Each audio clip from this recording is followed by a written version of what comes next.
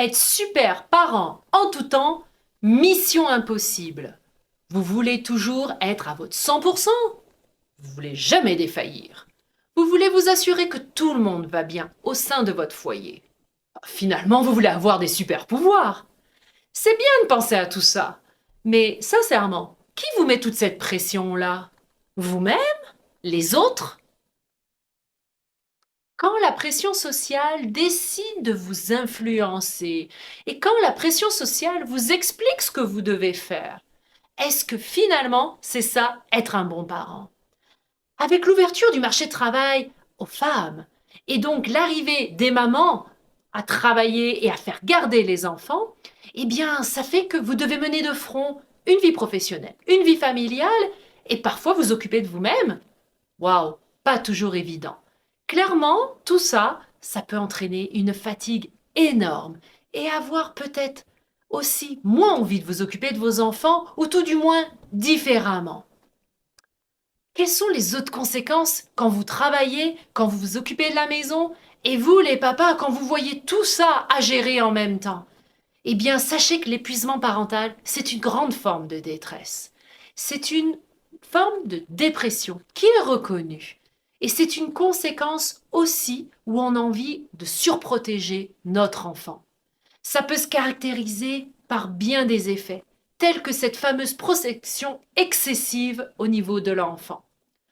Un parent qui est trop protecteur va enfermer l'enfant dans une manière de faire. Il n'arrivera plus à s'autonomiser, notre petit bout. Il aura peut-être plus envie aussi d'aller prendre les risques par lui-même, puisque le parent, vous, moi, eh bien, on sera en train de l'emprisonner dans une bulle de coton. Toutes ces pratiques parentales-là peuvent être à risque dans le développement de votre enfant. Elles peuvent entraver son autonomie, son comportement exploratoire et son sentiment d'être capable de se débrouiller tout seul. Alors, est-ce qu'on a vraiment besoin d'en arriver là? Non, bien sûr que non. Un enfant, il n'a pas besoin d'avoir un parent épuisé. Il n'a pas besoin non plus d'avoir un parent qui va tout le temps être là pour tout faire à sa place. Il a juste besoin d'être heureux. La maison est pas rangée? Qu'à cela tienne, votre enfant peut vous aider à la ranger. De toute façon, il va la déranger constamment. Alors, on peut le faire, le rangement, ensemble et d'une autre manière.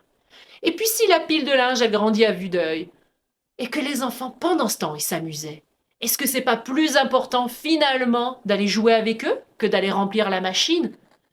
Et puis après tout, l'organisation de la maison, c'est l'affaire de tout le monde, pas seulement de vous. Alors, on va essayer de respirer grandement et sans culpabilité. Et oui, parce que on adopte une nouvelle approche très intéressante qui vient des États-Unis et qui s'appelle le slow parenting. C'est prendre le temps. Cette tendance est apparue il n'y a pas si longtemps que ça, dans les années 80, et elle privilégie vraiment la sphère familiale. L'objectif, prioriser nos impératifs familiaux et passer du temps de qualité en famille. Pas facile à faire, hein? Je comprends. Vous allez me dire que comment on s'y prend? Voici quelques petites stratégies qui vont vous aider à y arriver sans culpabilité. Déjà, prévoyez une journée off, sans planning, sans programme, sans téléphone, sans ordinateur. Juste profitez ensemble de votre vie de famille. Et puis, cuisiner. On dit toujours que la cuisine, ça rassemble tout le monde. Eh bien, un bon petit plat ou un petit plat, pas forcément super bon, mais qui nous rassemble entre nous et qu'on fait ensemble, où on va manger et partager ce temps-là ensemble, sans avoir un écran qui vient nous perturber, ça peut aider déjà à avoir ce slow parenting. Pensez à inclure les enfants, même dans les tâches ménagères. Ils vont pas râler longtemps si vous faites ça pour un jeu. Si on s'amuse à lancer les jouets dans un bac, ou si on s'amuse à les ramasser et tout mettre par les couleurs et qu'on fait du tri ensemble. Parfois, ça peut être rigolo. On peut le faire en dansant, on peut le faire avec la musique à fond. Ce qui compte, c'est d'essayer de s'amuser. Promenez-vous en famille, respirez aussi.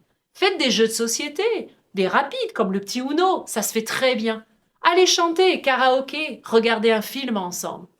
Lisez un roman à haute voix, même si vos enfants savent lire. Ils apprécieront beaucoup que vous lisiez encore pour eux.